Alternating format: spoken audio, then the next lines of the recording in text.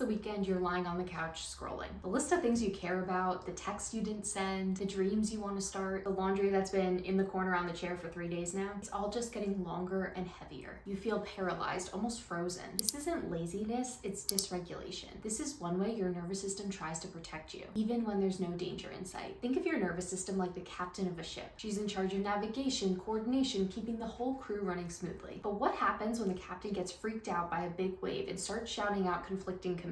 The crew, your digestion, your hormones, your emotions, gets chaotic, confused, overworked, or can completely shut down. This video is for you if you feel like you're always on edge, you're burnt out, or completely checked out, and you can't figure out why everyday life feels so overwhelming when it shouldn't. In my last video, we talked about the window of tolerance, that sweet spot where your nervous system is able to stay regulated and steady. If you missed that, stop this video, go back and watch that, because it's the entire foundation of what we're going to dive deeper into today.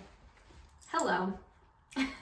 Today we're going deeper. We'll talk about what actually causes dysregulation, how fight, flight, and freeze mode really show up in everyday life, and why these states aren't dramatic or emotional, they're survival responses. By the end of this video, you'll understand what's actually going on when you can't focus, why you blow up over something small, or why all you want to do on the weekend is disappear into the couch. And in next week's video, part 2, we'll talk about how to shift out of those states and into regulation. When your nervous system goes into fight mode, it's not subtle. It's like the captain grabs the wheel and starts shouting out orders, just trying to muscle through the storm. Physically, this can feel like a very tight jaw, tight shoulders, clenched fists, feeling like you're having a hot flash. You feel really on edge, irritable. Your body is always bracing for something, but you're not sure what. In real life, you might snap at your partner over a dirty dish, or you might lash out and add a ton of things to your to-do list. You're rage cleaning, micromanaging, getting hyper productive. A lot of my clients who are stuck in fight mode are highly ambitious and independent. Something in you feels out of control, and you're trying so hard to fight to get that control back. When you're in fight mode, the story in your head might sound like, I'm too much, I snap in a second and I ruin everything. But here's the truth. This is your nervous system trying to protect you. It's not you being dramatic, it's your body going into defense mode. In flight mode, your captain doesn't fight, it runs. It wants to bolt from the responsibility of leading the ship and leading the crew. It's trying to outrun the waves before they hit. In your body, this might look like a lot of restlessness, fidgeting, a really tight chest. You feel like you can't slow down and stop even when you're exhausted. You might be overcommitted, constantly busy, trying to outrun your own thoughts. You're the person who's working full time, they're volunteering on the weekend, they just can't say no. Even on vacation, they're checking emails, they're organizing the activities. If you slow down, the anxiety gets louder, so you don't let that happen. Flight mode sounds a lot like, if I stop, everything will fall apart. But here's what's really going on. Your nervous system sees stillness as a threat, so it tells you to move. Even if it's just pacing the room, your knee constantly bouncing up and down when you're on a call. This isn't just high-functioning anxiety, it's a survival response. In freeze mode, the captain is checked out. The ship is just drifting. No one's steering. The crew is frozen. They're looking around. They're waiting for someone to take the lead. This might feel like heaviness, numbness, a lot of brain fog, feeling emotionally shut down. You might still dream of working on a business or starting a new hobby. You have the ideas, you have the creativity, but every time the weekend comes around or you have time to work on it, you just crash. You'll sleep 10 hours and still feel tired. You'll scroll for hours, end up feeling really ashamed. Not because you don't care, but you feel so frozen. Freeze mode sounds a lot like, I'm lazy, I can't get myself to do anything, I feel broken. But the truth, freeze is your nervous system saying, this is too much, let's just play dead. It's a last-ditch effort when fight or flight doesn't feel safe. And that shutdown isn't a character flaw, it's your physiology. All three of these responses, whether it's fight, flight, or freeze, are your nervous system's way of saying, I don't feel safe right now. You didn't choose them, and you're not stuck with them forever. In the next part of this video, we'll talk about what happens when you stay in these states for too long, and how it starts to affect the whole body.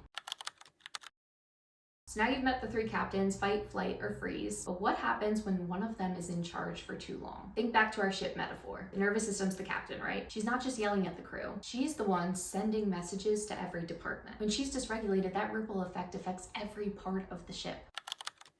First up, your immune system. When your body is stuck in survival mode, it thinks it's under attack, even if it's just dealing with an inbox that's full of emails. And when it thinks there's a threat, it pulls the alarm. That alarm is going to send out a surge of inflammatory messengers. This is great when you're fighting an actual infection, not so great when it's just your overwhelming to-do list. When it happens constantly, it can cause real damage. That's how long-term dysregulation can lead to autoimmune issues. It's not just stress, it's signaling that confusion to the other systems, the immune system in the body. And then your immune system starts to fight back.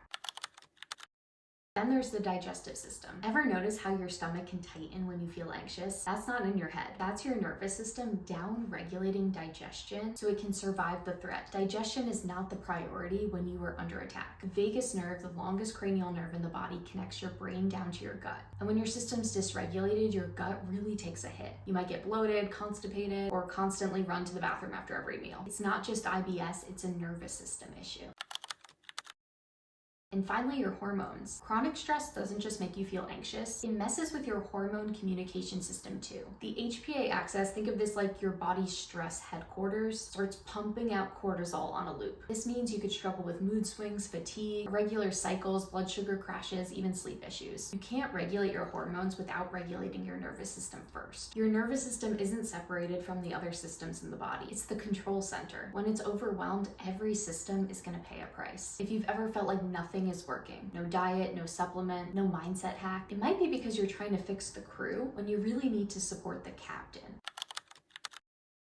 So now you know the irritability, the exhaustion, the restlessness, the wanting to just check out on the weekend. It's not just how you are. It's your nervous system trying to keep you safe, but it's stuck in survival mode. And that doesn't just affect your mood. It touches your digestion, your immune system, your hormones, your ability to show up in your relationships, at work, to pursue your dreams. You're not failing, your body's just asking you for safety. And the good news is that you can teach it to feel safe again. In next week's video, we're diving into part 2 of the series, so make sure you hit subscribe so you don't miss it. We'll talk about what regulation actually looks like. I know if you've been living in a dysregulated state for a long time, it's really hard to picture that. I'll walk you through how to shift out of fight, flight, or freeze using practical tools, strategies, and a nervous system roadmap that actually makes sense and doesn't add 10 more things to your to-do list. If you want a head start, you can download my free Body Toolkit for anxiety. It's linked below. It's filled with tons of different nervous system regulating tools. In the same way that the nervous system learns dysregulation, it can learn regulation. You're not stuck feeling this way. You've just been running on a system that was built for survival, and it's time to teach it something new. Until next time, I'm rooting for you every step.